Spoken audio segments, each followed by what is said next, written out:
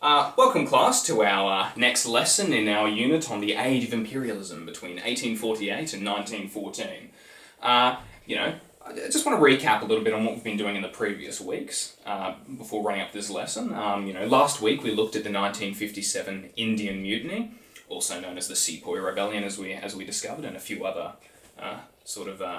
names as well. And of course, we looked at how the concept of empathy could be used to see both the colonised and coloniser sort of experiences in that. And we've of course looked more at the broad creation of markets, perpetuation of discrimination. For instance, we've seen how these various imperial powers have raced to gobble up Africa.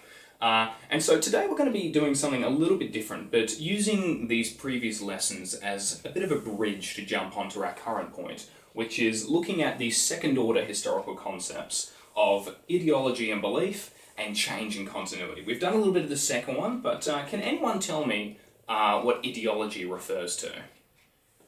It's like what people think about stuff, isn't it? Like their beliefs. Yeah, no, it's a very good definition. Yeah. We'll unpack that a little bit more, but essentially, yeah, your definition is correct. It's basically the set of beliefs, in this case, political beliefs, that are specific to a group or culture. And today we're going to be using the British Empire as our main example, although this certainly applies to all these various empires. But essentially, when we talk about the ideologies and beliefs, we're talking about the reasons that people in this empire, sort of from the very top to the very bottom, soldiers, citizens, and so forth, gave for this empire existing. What were the justifications they gave? If you were to ask a Briton on the street, during the 19th century, why is the British Empire good?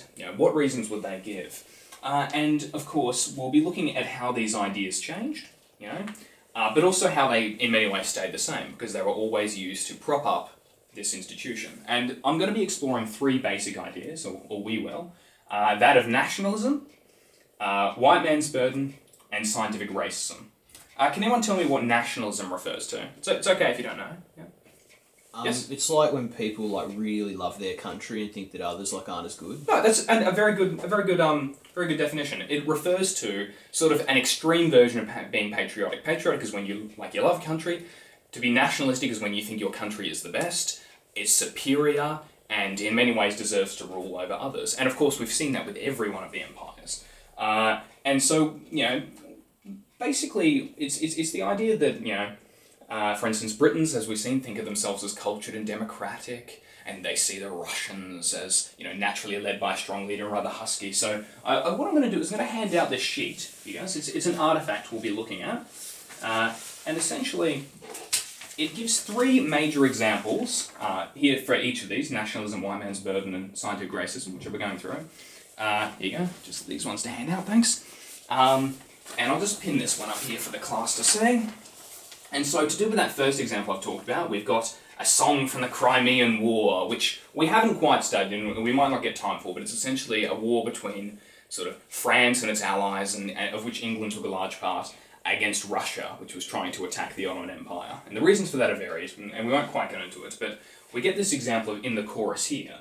We don't want to fight, but by jingo if we do. We've got the ships, we've got the men, and got the money too. We fought the bear before. That refers to Russia there. And while we're Britain's true, the Russians shall not have Constantinople. So this idea that the Britons are naturally superior, that they can beat them, we see in the final lines, which I won't read out, that it refers to old England and George the King and so forth. So we get this idea of the nationalism of Britain. And then we've got this second idea here of white man's burden. Has anyone heard of the white man's burden? No? No, not a problem. It comes from a poem in 1899 by a man named Rudyard Kipling. And the basic idea of it is that the powers of Europe were naturally superior, to the cultures of, not races, but cultures of other civilizations, such as those in Asia and Africa and so forth. And it was their job, the European job, to bring them to civilization, which now, of course, we know to be a fairly bad idea. But so you see in the second image which I've handed out, we get this fairly racist, very horrible cartoon. of Britain, like this figure representing America, this figure representing Britain, sort of, carrying these other cultures up to this civilization. The idea that they were colonizing so that they could lift them up.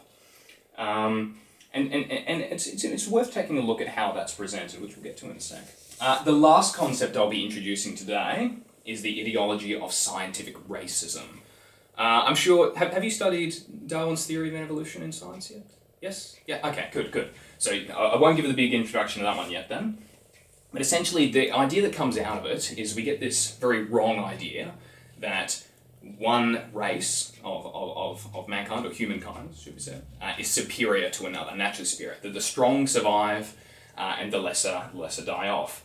Which we now know to be absolutely, totally scientifically wrong and absolutely immoral, but was very much in vogue at the time. So after Darwin, we get this idea going. And if you look at this last artifact here, you'll see that rather displayed quite horribly. We've got the Irish, which were seen as lesser at the time, portrayed as much more African in look, and of course we've got sort of the Negro there shown as inferior compared to, of course, the Anglo-Teutonic, which we'll get into a little bit later. But essentially this idea of being able to classify the different races.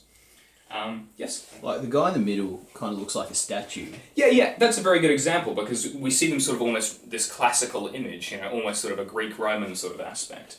And I want you to hold on to this sheet because it's very important. The reason why we're doing this, sort of the learning objective of this, is to understand not just that these empires existed, what they did, but also the reasons they gave for being. What arguments did they use to justify some of the horrible things they committed? How was their misery continued? Why weren't there enough people who stood up and said, we shouldn't be doing this? And this is important in our own lives too, because not only does it show that in many ways, a lot of the reasons given at the time are still given for many actions today, but it allows us to think critically about these perspectives and really develop our own ideas on the issue. So that's very important. And that really leads on to our first activity. So I'll just get you to group into your tables and we'll look at the language and the images that are given for these. Okay? And I want you to basically work out, essentially what argument and how it's being made in these various artifacts I've given. Thanks.